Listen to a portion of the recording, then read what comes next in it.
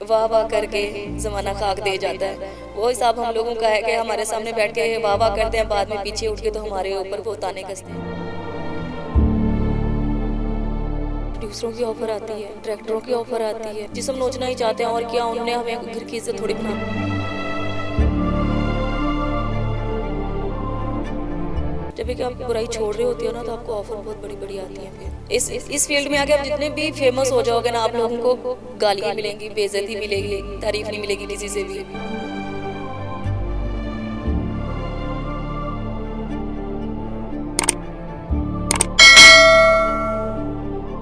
अस्सलाम वालेकुम, आप देख रहे हैं उसाफ डिजिटल। मैं हूं ज़ुबैर अमान। नाज़रीन, आज आपकी मुलाकात करवानी है रेशम खान से। रेशम खान वो खातून है जो कि स्टेज एक्ट्रेस थी, डांसर थी, शोबिज़ की दुनिया में इनका जाना पहचाना नाम था। मगर फिर अचानक से इनकी ज़िंदगी में तब्दीली आई।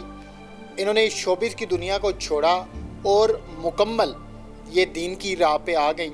इन्होंने अपने आप को मुकम्मल घरेलू खातून जो होती है वो बना दिया। आखिर ऐसा क्या हुआ? माशाल्लाह से ये अभी जवान भी हैं, खूबसूरत भी हैं, फिर इनके अंदर वो सारी सलाहियतें भी हैं, क्वालिटीज़ भी हैं जो कि इस इंडस्ट्री को चाहिए होती हैं। मगर इनके बावजूद इन्होंने अपने आप को बदला। तो ये हैं जी रेशम खान साहब मेरे साथ मौजूद हैं, इनसे हम बात करते हैं। सबसे पहले मैं आपका शुक्रिया अदा करना चाहूँगा कि आपने हमें टाइम दिया। थैंक यू जी। ये तो नाम मुझे भी पता है कि आपका नाम रेशम खान है। अब जो शोबिज़ की दुनिया होती है वहाँ पर तो कुछ यूनिक नाम होते हैं, तो उस दुनिया में आपका क्या नाम था? मेरा शोबिज़ में भी जो है ना, मेरा नाम रेशम खान ही था, और रेशम खान के नाम से ही सब लोग मुझे जानते हैं, और मैंने अपना नाम नहीं बदला, रेशम खान ही रखा है। लेकिन जो फील्ड से हटके मेरा नाम है, घर का नाम जो मेरा जो ओरिजिनल नेम है मेरा, वो कुछ और ही है, क्योंकि फील्ड में हम लोग अपना ओरिजिनल नेम नहीं शो करवाते, क्योंकि काफ़ी मुश्किलें पेश आती हैं उन चीज़ों की वजह से। तो जो मेरी फील्ड का नाम था वो रेशम खान था। अभी आप उस दुनिया को मुकम्मल छोड़ चुकी हैं? जी बिल्कुल जी, अल्हम्दुलिल्लाह मैं उस दुनिया को छोड़ चुकी हूँ, और मैं इस लाइफ में आगे बढ़ रही हूँ, और सब बहन भाइयों से यही दुआ उम्मीद करती हूँ कि मेरे लिए दुआ करेंगे कि मैं जिस रास्ते पे चल पड़ी हूँ, अल्लाह पाक मेरा साथ दे और मैं हमेशा आगे बढ़ती जाऊँ। मैं आपसे ये जानना चाहूँगा कि आपने कहाँ कहाँ पे परफॉर्म किया है, कौन कौन से थिएटर में, किस किस जगह पे, किस किस शहर में? फ़िलहाल तो मैंने लाहौर में ही परफॉर्मेंस की है, यानी कि हो गया अलहमरा 2 पे मेरी पब्लिसिटी हुई, वो तो मैंने किया ही नहीं ना वहाँ पे, जब मैंने दिल से तहैया कर लिया था कि नहीं। जब कि आप बुराई छोड़ रहे होते हो ना, तो आपको ऑफ़र बहुत बड़ी आती हैं। फिर शालीमार से भी ऑफ़र आई, अलहमरा 2 से भी आई, महफिल से भी आई मुझे ऑफ़र, लेकिन मैंने सोच लिया था कि मैंने अब काम नहीं करना, छोड़ दिया। छोड़ने से पहले मैं काम ढूंढती थी, मुझे काम मिलता नहीं था, मैं कहती थी मैं करूँ, बड़े थिएटरों में जाऊँ, लेकिन नहीं हो पा रहा था। लाहौर में बारी थिएटर हो गया, गज़ाफ़ी स्टेडियम हो गया, शालीमार में काम करके आई हूँ, गज्जू मत्ता में मुसलसल किया है मैंने, नाज में मैंने मुसलसल किया है, और काफ़ी अर्सा पहले मैं सैड सॉन्ग में मॉडलिंग भी करती रही हूँ। तो उसके बाद फिर जब मैंने छोड़ने का फ़ैसला किया कि मैं छोड़ दूँगी इस फील्ड को, मुकम्मल बैंड अप कर देती हूँ, ख़त्म करती हूँ, तो मुझे बड़ी जगह से ऑफ़रें आने शुरू हो गई काम के लिए। महफिल से भी आई, अलहमरा 2 से भी आई, माल से, शालीमार वालों ने मुझे ऑफ़र करवाई, वीडियोस की भी ऑफ़र आई, मुझे मूवीज़ की भी ऑफ़र आई है, लेकिन मैंने उनसे माजरत की कि सॉरी मैं छोड़ चुकी हूँ, फील्ड में नहीं करना चाह रही। आपने अपनी ज़िंदगी के कितने साल शोबिज़ को दिए हैं या फिर थिएटर को दिए हैं? मैंने 16 साल मुझे हो गए हैं फील्ड करते हुए। मैंने दुबई, बहरीन भी क्लब डांसर जैसे होती हैं, मैं वहाँ पे भी काम परफॉर्मेंस करती रही हूँ। बहरीन में भी मैंने परफॉर्मेंस किया है, फजीरा में भी किया है, दुबई में भी किया है, शारजा में भी किया है, और स्टेज शो जो है वो मैंने कम ही किया है, ज़्यादा मैंने दुबई का ही किया है। क्लब डांसर लड़की रही हूँ मैं, तो 16 साल से मैं इस फील्ड में हूँ, लेकिन हासिल कुछ नहीं हुआ। 16 साल में तो ख़वातीन के साथ, ख़ासकर जो खूबसूरत होती हैं उनके साथ तो बहुत कुछ हो जाता है। फिर आप तो दुबई में क्लब डांसिंग, तो क्या क्या मुश्किलात का सामना करना पड़ा आपको? बहुत मुश्किलात का सामना करना पड़ता है, दुबई में रहकर भी और यहाँ पे रह के भी। यहाँ पे रह के सबसे पहले प्रोड्यूसरों की ऑफ़र आती है, डायरेक्टरों की ऑफ़र आती है, क्या ऑफर्स आती हैं उनकी? जो आम रूटीन में होता है, जो लड़कियों के से वो चाहते हैं, जिसम नोचना ही चाहते हैं, और क्या उन्होंने हमें घर की इज़्ज़त थोड़ी बनाना होता है। जो भी नई लड़की जाएगी तो प्रोड्यूसर सबसे पहले ऑफ़र करता है, जी आप हमारे साथ, जी आप अच्छी बहुत हैं, जी मुझे बहुत प्यारी लगी हैं, जी मैंने तो तक किसी लड़की को देखा नहीं है, आपको देखा तो पता नहीं क्या हो गया, ये हो गया। अब उनकी वो बातें होती हैं कि लड़की को सबज़बाग दिखाने, इस तरह की ऑफ़रें बहुत ज़्यादा आई हैं। काफ़ी दफ़ा धमकियाँ भी मिली हैं, काफ़ी दफ़ा बहुत ज़्यादा, 1-2 बार, नाम नहीं लेना चाहूँगी उस बंदे का, सियालकोट का था, उसकी वजह से मैंने 3-4 साल फील्ड से आउट भी हो गई थी, क्योंकि वो उठाने तक आ गए थे, घर तक आ गए थे, तो मैंने फील्ड छोड़ दी थी फिर। ये जो धमकियाँ देते हैं, अभी पिछले दिनों आजकल एक बड़ा स्कैंडल बना हुआ है शीज़ा भट्ट का, कि उनकी तरफ से इल्ज़ाम लगाया गया, फायरिंग कराई गई है। ये कौन लोग होते हैं जो तमाशबीन होते हैं? ये वो लोग होते हैं जो मतलब ऐसी लड़कियों के ऊपर बेतहाशा पैसा निशावर करते हैं, फिर बाद में अगर उनकी एक बात ना मानो तो वो गुस्से में आ जाते हैं, या फिर बाद में वो अपनी मर्ज़ी के मुताबिक लड़की को इस्तेमाल करना चाहते हैं? नहीं, मैं ये इस चीज़ पे मैं नहीं, मैंने 16 साल काम किया है। 16 साल में ये नहीं मैं कहूँगी कि मैं बहुत नेक रही हूँ, बहुत अच्छी रही हूँ, कि मैंने किसी का खाया नहीं है। लोग खिलाते हैं और हम लोगों का काम है, हम लोगों ने खाना है। हम लोग खाती हैं, मैंने भी खाए हैं लोगों से, ये नहीं कि नहीं खाए, लेकिन अपनी लिमिट में रह के अगले बंदे को उस लिमिट तक रखो। जब आप किसी को मौका दोगे ना तो कोई आप पे हैवी होगा।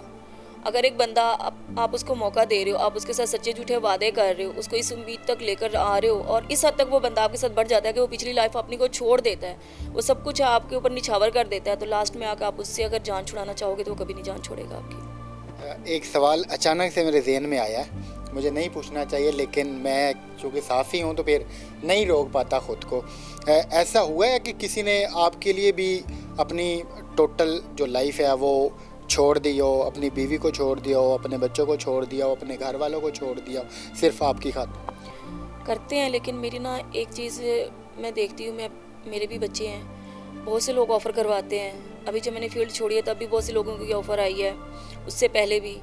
लेकिन मुझे पता है कि मैं अगर किसी को झूठी उम्मीद दिलाऊंगी ना, मैं ये काम नहीं कर सकती। मुझे पता है कि मैं इस लाइन से आगे क्रॉस नहीं कर सकती, तो मैं एक बंदे को कहूँगी हाँ जी आप मेरे ऊपर इतना खर्च करो, मैं ये लाइन क्रॉस करूँगी, तो वो बंदा खर्च करेगा। और जब फिर मैं वो लाइन क्रॉस नहीं करूँगी, अगला मुझे घसीट के भी उस साइड पे लेकर जाएगा।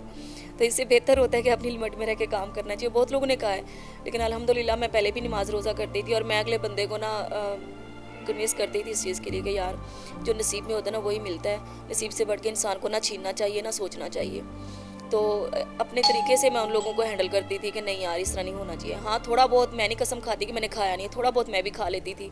साफ ज़रा के फील्ड में थे तो आदत से मजबूर हो जाते थे। कौन सी ऐसी चीज़ हुई कि अचानक से तालियों की गूंज, तमाशबीनों का शोर, सब कुछ छोड़ के वाह वाह नारेबाजी, सारा कुछ छोड़ के आप एकदम से एक घरेलू खातून बन गए? तालियों की गूंज होती है। मैं कोई वर्गर डांस नहीं करती थी, मुझे आता भी नहीं था। इतने साल काम करने के बाद भी मैं नहीं कर पाई, तो सिंपल सा सीधा साधा सा डांस करती थी। मेरी ज़्यादा मासूमियत पे लोग वो करते थे और मैं ज़्यादा एटीट्यूड रखती थी। एटीट्यूड क्या, मैं घबराती थी लोगों से। 16 साल काम करने के बाद भी मैं जब पब्लिक को देखती थी ना, तो मैं जब स्टेज पे जाती थी ये सोचती थी कि यार मेरी परफॉर्मेंस अच्छी नहीं है, मुझसे अच्छी अच्छी डांसर पड़ी हैं तो मेरी परफॉर्मेंस अच्छी नहीं है। अगर किसी ने भी मुझे कुछ कह दिया तो मैं ना बहुत छोटे दिल की थी, मैं रो पड़ती थी और घबरा जाती थी। तो मैं कहती थी यार पब्लिक है, पब्लिक किसी की भी नहीं बनती। तो हम जो काम कर रहे होते हैं हमसे ज़्यादा पब्लिक हमें देख रही होती है, वो डिसाइड करती है कि किसका काम अच्छा है। तो ना मैं घबरा जाती थी और लोग समझते थे कि इसमें एटीट्यूड बहुत ज़्यादा है। तो वो चीज़ें जो है ना मेरे लेके मेरे पीछे ज़्यादा लोग आते थे, पब्लिक भी। काफ़ी लोगों ने कहा भी कि हम आपके पीछे इस वजह से आते हैं, एक तो आप किसी के हाथ नहीं आती।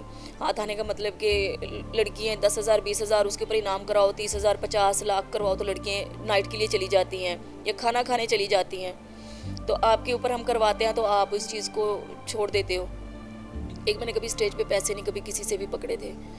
जो हमारे ऊपर इनाम वगैरह फेंके जाते हैं, लड़कियाँ पैसा दे के बैठ जाती है, पकड़ती हैं, मैंने कभी नहीं हाथों में पकड़े थे। क्योंकि जब हम हाथ में उनके पास बैठ के उनसे पैसे हाथों से पकड़ेंगे तो उनको फील हो जाता है, पब्लिक हमसे ज़्यादा तेज़ होती है, उनको पता चल जाता है कि लड़की को ज़रूरत है। तो अगर कोई पकड़ाने की कोशिश भी करता था ना तो मैं उनको कहती थी अब स्टेज पे फेंकने हाथ में नहीं पकड़ूंगी पैसे कभी भी। मैं भी मजबूरी में फील्ड में गई थी, मुझे भी ज़रूरत थी पैसे की, सब कुछ की, लेकिन ना मैं एक लिमिट में रह के काम करती थी और इस वजह से मैं बहुत पीछे रह गई हूँ। मैंने पैसे को अहमियत नहीं दी कि मैं पैसा ही कमाऊँ। अगर मैं कमाना चाहती तो मैं भी लोगों की तरह नामज़द हो जाती, बड़ी मशहूर फेमस हो जाती, पैसे कमा लेती। आपने उस दुनिया को मुकम्मल तौर पे खैर बात कह दिया है। आपको कोई शख्स है जो इस साइड पर लेकर आया जिसने टोटल आपकी ज़िंदगी को बदला, या फिर कोई और वाक़या हुआ जिसकी वजह से आपने सब कुछ छोड़ छाड़ दिया? जी अल्हम्दुलिल्लाह, मौलाना तारिक जमील साहब जो जिनकी मैं शुक्रगुज़ार हूँ और मैं उनसे बहुत मुतासर हुई, उनके मैं बयानात सुनती हूँ। तो मेरे घर में अल्हम्दुलिल्लाह अल्लाह का खौफ तो पहले भी था हमारे दिल में कि मैं अच्छी फैमिली से हूँ, मैं फ़ील्ड की नहीं थी। जो पेशावर होती हैं लड़कियाँ या इस फील्ड के होते हैं लोग ना, उनको इन चीज़ों का नहीं होता। मैंने बहुत कुछ देखा अपनी लाइफ में। तो अभी जो आपकी ये लाइफ है ये कैसी गुजर रही है? क्योंकि कुछ लोग डर रहे होते हैं कि हम इतने फेमस हो चुके हैं, हमारा इतना नाम बन चुका है, हम इसको छोड़ देंगे तो हमारा क्या बनेगा? आपका क्या बना? कुछ भी नहीं बनता। फेमस इस दुनिया में जितने मर्जी आप फेमस हो जाओ, कुछ भी नहीं बनता। इस फील्ड में आके आप जितने भी फेमस हो जाओगे ना, आप लोगों को गालियाँ मिलेंगी, बेइज्जती मिलेगी, तारीफ़ नहीं मिलेगी किसी से भी।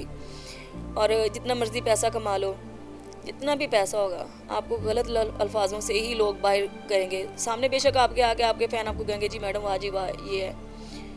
तो मैंने ना एक मूवी थी, उसमें एक गाना था, इंडियन मूवी थी कि वाह वाह करके ज़माना खाक दे जाता है। वो हिसाब हम लोगों का है कि हमारे सामने बैठ के वाह वाह करते हैं, बाद में पीछे उठ के तो हमारे ऊपर वो ताने कसते हैं, बातें कसते हैं। अपनी फैमिली में हमें बिठाना पसंद नहीं करते लोग। तो वहाँ पे फेमस होने से बेहतर है, मैं तो ये कहूँगी कि अल्लाह पाक के सामने झुक जाओ, अपने आप को उसकी राह पे दे दो।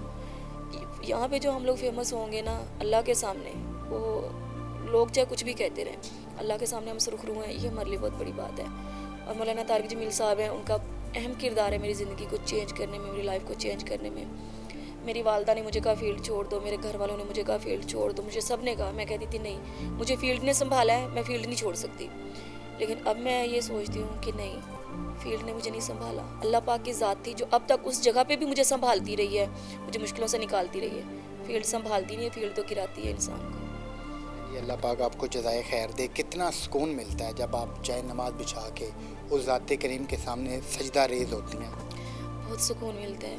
मैं जब नमाज़ पढ़ती हूँ, और ये होता है कभी कभी कि मैं जब सेहत तंदुरुस्ती होती है बंदे के पास, अच्छे हालात होते हैं, भूल भी जाती हूँ नमाज़ पढ़ना, भूल क्या जाती हूँ, लागर्जी कर जाती हूँ, भी सुकून है, ठीक है। तो जब मुझे कोई तकलीफ़ होती है, जब मैं बीमार होती हूँ, तो मैं उठती हूँ, उठ के मैं नमाज़ पढ़ती हूँ और फिर मैं रोती हूँ अल्लाह पाक के आगे कि अल्लाह पाक, हम बंदे हो के हम सुख में आपको याद नहीं करते, जब हमारे पर तकलीफ़ होती है ना तो हम बेसाख्ता हो के आपके कदमों में गिर पड़ते हैं। तो बड़ा सुकून मिलता है। अभी भी मेरी 3-4 दिन से तबीयत ठीक नहीं है, मैं लेटी हुई थी मेडिसिन खा के बिस्तर में, मेरे बदन पूरे में ना दर्द हो रहा था, उठा नहीं जा रहा था, हिम्मत नहीं हो रही थी। मौलाना साहब का मैं बयान सुन रही थी लेटी हुई, तो उसमें वो बता रहे हैं कि अल्लाह पाक ने फरमाया है कि ए बंदे, मुझे एक बार पुकारो ना तो मैं 100 बार आपको आगे से जी का जवाब देता हूँ। तो मैं उठी हूँ, मैंने कहा बीमार होके पड़ी हूँ, तब भी दर्द नहीं जा रहा था, मैंने वज़ू किया, मैंने ज़ोर की नमाज़ पढ़ी, नमाज़ पढ़ मैंने शुक्र अदा किया कि अल्लाह पाक इस हालत में भी चलो हमारे अंदर खौफ खुदा तो है, हम नमाज़ पढ़ते हैं।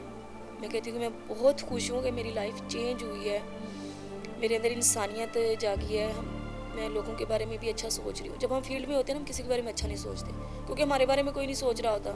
हमें लोग ये कहते हैं, अगर वो हमें एक अल्फाज गलत कहते हैं, हम 4 उनको उनके मुंह पे नहीं कह सकते, हम लोग भी पीठ पीछे हम भी उनके खिलाफ 4 अल्फाज कह जाते हैं, उनसे ज़्यादा गुनाहगार हम हो रहे होते हैं। ये अल्लाह पाक आपको इस्तिकामत दे।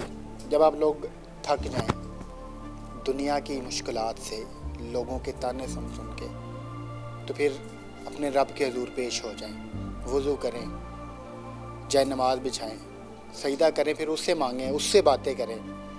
आपको ना सिर्फ सुकून मिलेगा बल्कि आपको पता लगेगा कि आपकी दुनिया कैसे बदल गई है।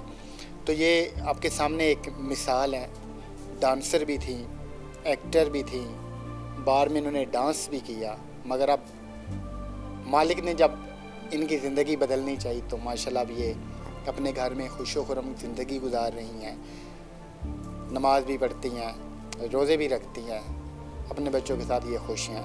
तो मिलते हैं किसी और वीडियो में, तब तक अपनी दुआओं में मुझे भी इनको भी याद रखिएगा। अल्लाह हाफ़िज़।